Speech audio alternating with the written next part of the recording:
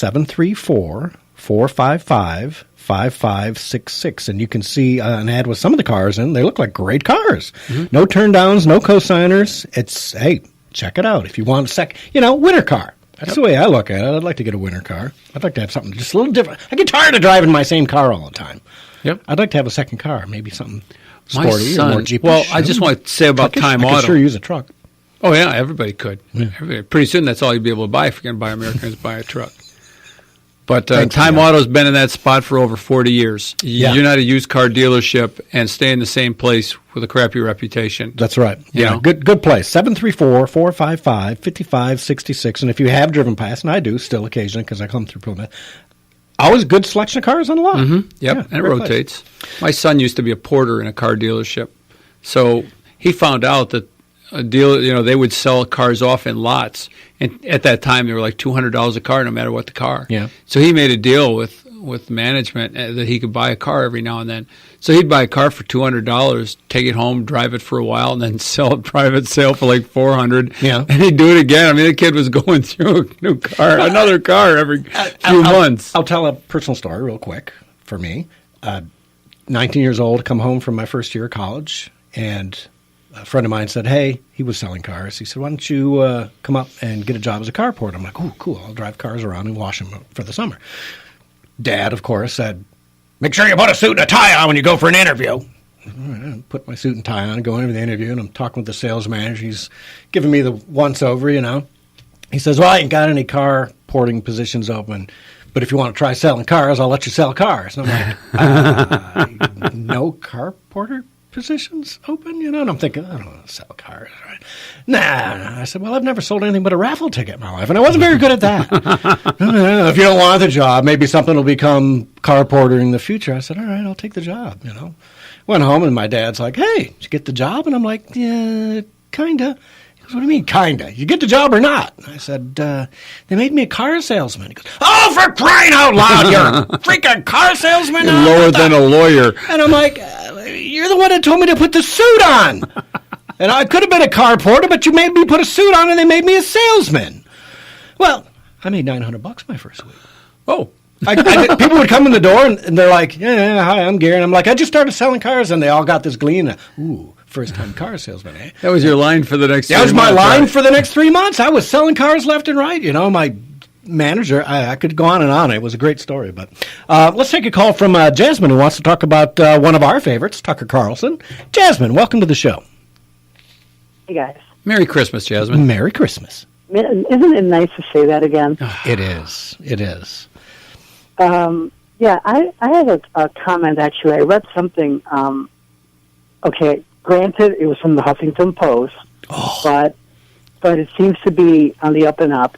I guess Tucker Carlson gave an interview with some Swedish conservative publication, and he basically was saying that Trump is not focused, that he is doesn't know how legislature works. He's not kept any of his 3 major promises that he made in that campaign. He thinks it's all Trump's fault, that things haven't gotten done. And when I first read it, I was shaking my head like, that can't be Tucker Carlson that said this. But after some investigation, yes, it is indeed Tucker Carlson. And I'm trying to figure out if Tucker Carlson is like joking or if he's that incredibly naive to think that he knows how legislature works better than Trump. Because hold on a second. Are we sure it's Tucker Carlson, the Fox guy, and not Tucker Carlson from Georgia, the peanut farmer, or some guy in an assembly plant? They just No, it's Tucker Carlson. Oh, well, we're going to have to. I'm going to look that up and fire off some tweets to Tucker because I add him to my tweets pretty often. Yeah, listen, it was a Yahoo lead story like Thursday. Really? Well, as soon as you hit Yahoo, it was like the first story. They love when anybody turns against Trump. Yeah, Yahoo's just the ass. I've had him forever. That's the only reason I keep that email account. I've just had Yahoo forever, so I've kept them. But every time I go in to check my email, I got to get through that first landing page, and everything on there is super liberal, anti-Trump, and I'm like, You scumbags at Yahoo. I just, I dread it, but I can't really get rid of that account because I've had it forever. Well, I'm doing a quick Google here right now, and I'm not seeing anything. I'll send you guys a link. Yeah, that'd be Gary at thedailydrift.com. Yeah, I know. But anyway, I was going to say that I thought it was interesting that there's a guy, I don't know if you are familiar with Ben Swan. I've heard the name. Yes. Yes, Well, we played him here before. He was talking about the fact that, why are all the media all of a sudden in love with George H.W. Bush? Because when he was alive, they couldn't stand him. Yeah.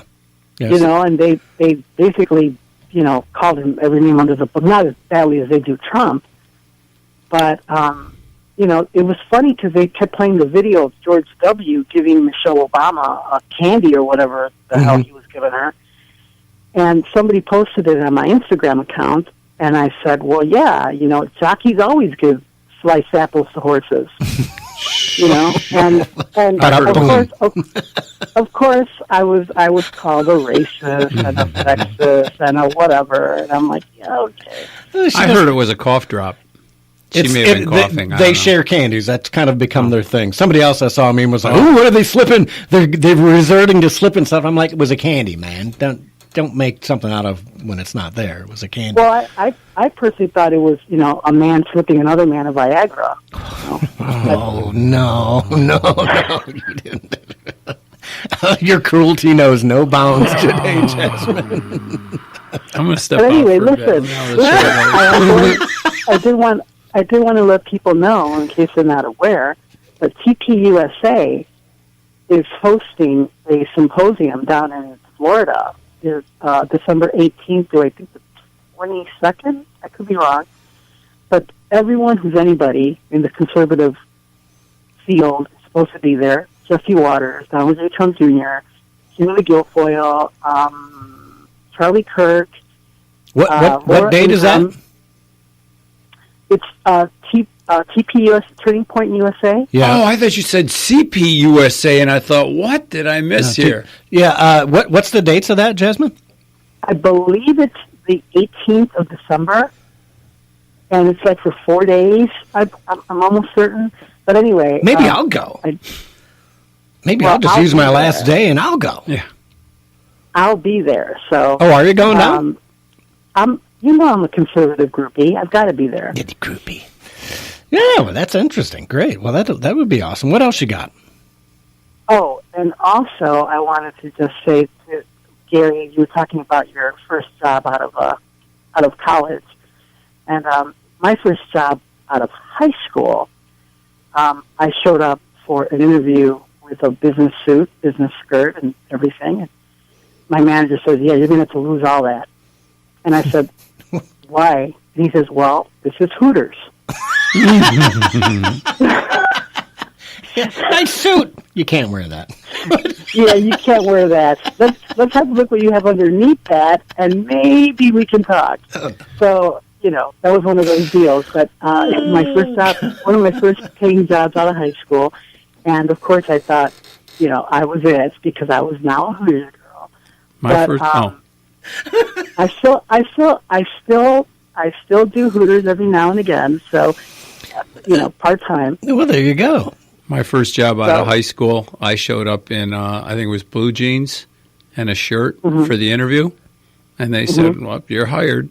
And a few days later, they gave me something else to wear, and it was olive drab.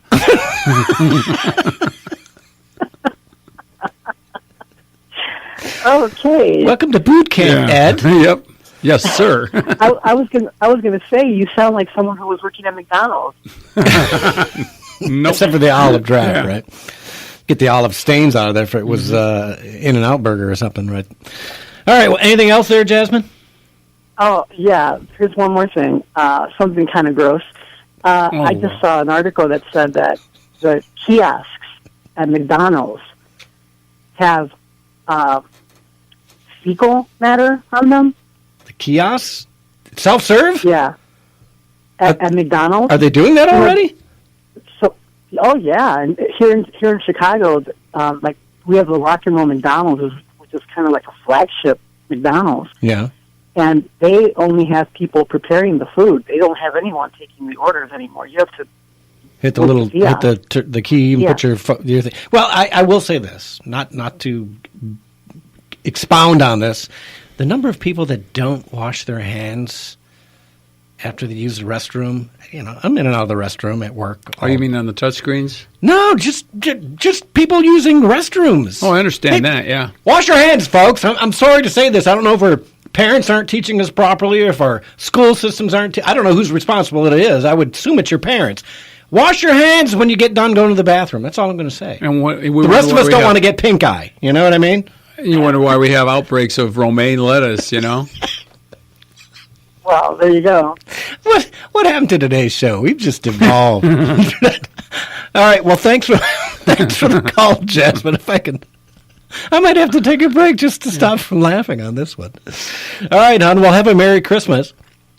Well, you're going to see her down at TPUSA. Maybe I'll see you at TPUSA. And I'll call you guys from there, and I'll let you know what's going on. Awesome. Sounds great, hon. Take care. All right, we'll see you. All right, bye-bye. Merry Christmas. What happened to our show? Derek, let's take a quick break. And when we come back, we're going to talk a little bit about Paris. Yes. And maybe some other things we'll get into. So we'll see all of you after a short break. We always. Yeah. All right. We'll see you on the other side of the break.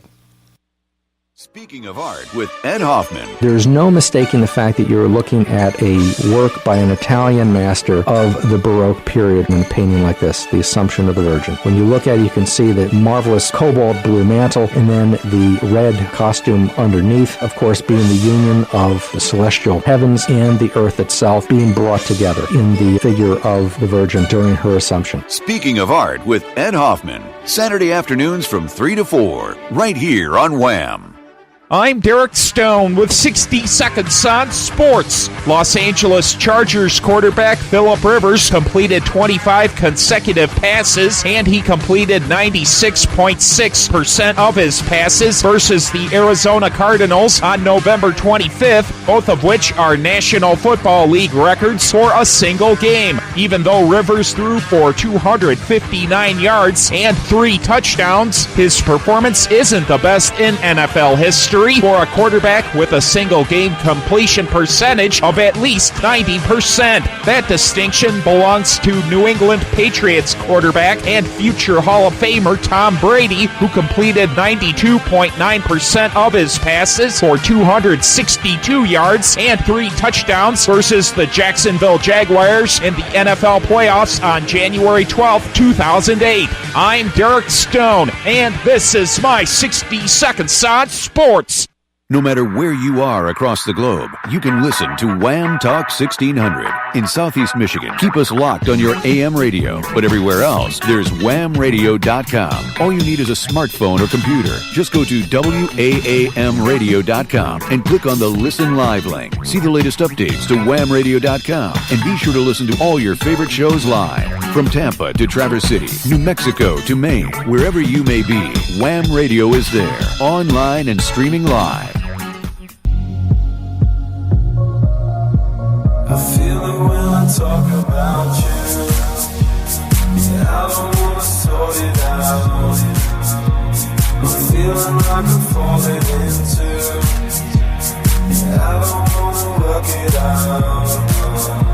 I feel it when I talk about you. And welcome back. Thanks for tuning in to catch our drift. No, it's yours today. It's all yours. As I catch my breath here. So Paris, on fire. Yep. And like I said, I've said this a million times. I'm glad I went to Europe in 2005 because I'm not sure I want to go back. Saw Paris in 2005, saw Munich in 2005, with Switzerland. The Dijon, France was beautiful. I loved that little town. It was kind of a small, big town little thing there. It was kind of cool, but I'm not sure I'd want to go back nowadays. No, I have a friend who lived in Paris, and she says that she wouldn't. It's not the same place. Glad she's not there anymore. It's. I mean, there's the Paris of the movies. Where you're going to the bistro or the sidewalk cafe and you're ordering baguettes and you get your produce and take it back to your apartment. All that's just like now it's like trip over the bums on your way home. And it's a shame too, man. I really can't believe. I'm glad I